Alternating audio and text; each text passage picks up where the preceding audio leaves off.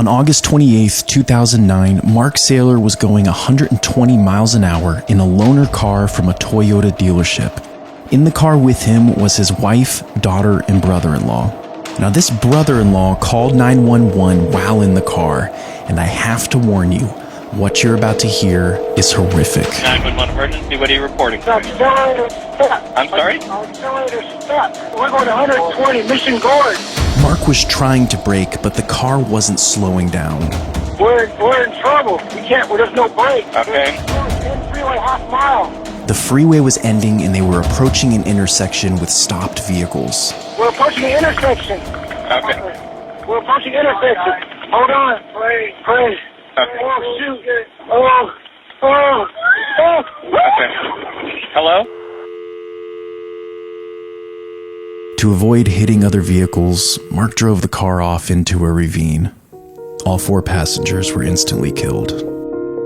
The recording of the 911 call went viral, and everyone, especially the relatives of the family, blamed Toyota. The 911 call lasted just 17 seconds. Accelerator step.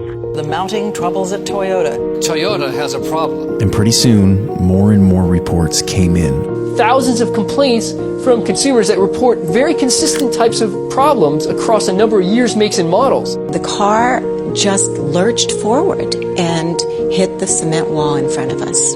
Over the next 5 years, an estimated 90 people died in Toyota vehicles. Put simply, Toyota's conduct was shameful. It showed a blatant disregard for systems and laws designed to look after the safety of consumers. Since everyone blamed Toyota, the company ended up recalling 10 million vehicles in just 2 years. They paid a $1.2 billion fine to the US government and spent another $1.1 billion on a class action lawsuit. But what exactly went wrong in the Mark Saylor incident? And was this really Toyota's fault? Initially, the incident was blamed on floor mats, and for good reason. Soon after the Mark Saylor incident, it was discovered that the same loaner car he was driving had been reported as having a loose floor mat that caused an unintended acceleration. So Toyota conducted a massive recall, and this should have solved the problem for all of these mysterious accelerations. But it didn't. Floor mats turned out to be just a small piece of the puzzle. Malcolm Gladwell, who is a very well-known and well-respected journalist, did an entire podcast episode on this Mark Saylor incident, and he strongly argues a point that is pretty controversial. But if your car is suddenly and mysteriously accelerating, all you have to do is step on the brakes, because brakes beat engines. He put this to the test by flooring the gas pedal in a car and slamming on the brakes while it was still floored, and the car stopped. Car and Driver did the same experiment except with a powerful sports car, and again, the brakes ended up overpowering the engine and stopping the vehicle. So if Gladwell is right, if brakes will always beat an engine, then why couldn't Mark Saylor stop his car that day?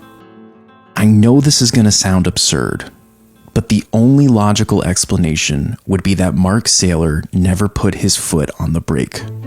Just go with me on this for a minute. When you drive your personal car, you become used to the pedals in that specific car. Some call this muscle memory. Your mind sort of goes into autopilot. Well, the vast majority of these mysterious acceleration cases happened when a driver was put in an unfamiliar vehicle like Mark Saylor driving a loaner. People get into an unfamiliar vehicle without adjusting properly, and when they put their foot down to press the brake, they sometimes unintentionally press the gas pedal instead. And there is research to back this up. In 2011, the NHTSA, along with NASA, released a report on all of these mysterious acceleration cases. They analyzed the black boxes in these cars, a device that stores information before, during, and after an accident. And what they found in most of these cases is that the brake pedal hadn't even been touched. These drivers were unintentionally pressing the gas pedal the entire time. This is called pedal error, and it's a lot more common than you might think. So now we know what happened to Mark Saylor, right? Case closed. Well, not exactly.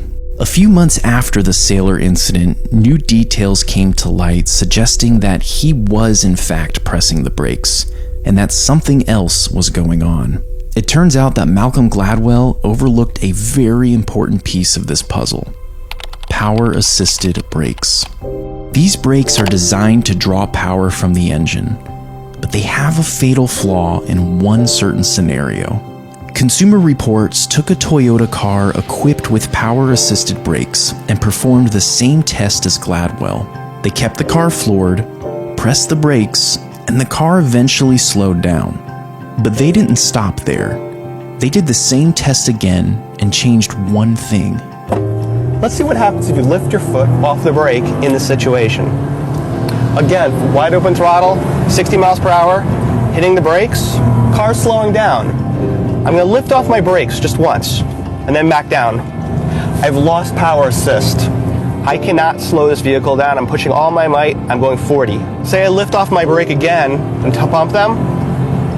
Now I'm going 60. Cannot slow down the vehicle. Lift off again. 80 miles an hour. I'm powerless to slow this vehicle down. Mark Saylor wasn't the victim of pedal error. He was the victim of a loose floor mat and power-assisted brakes.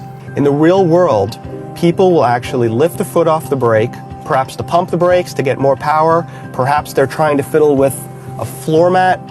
But the point is when you lift your foot off the brake, even one time, you lose your power assistance, and it becomes almost impossible to stop the vehicle.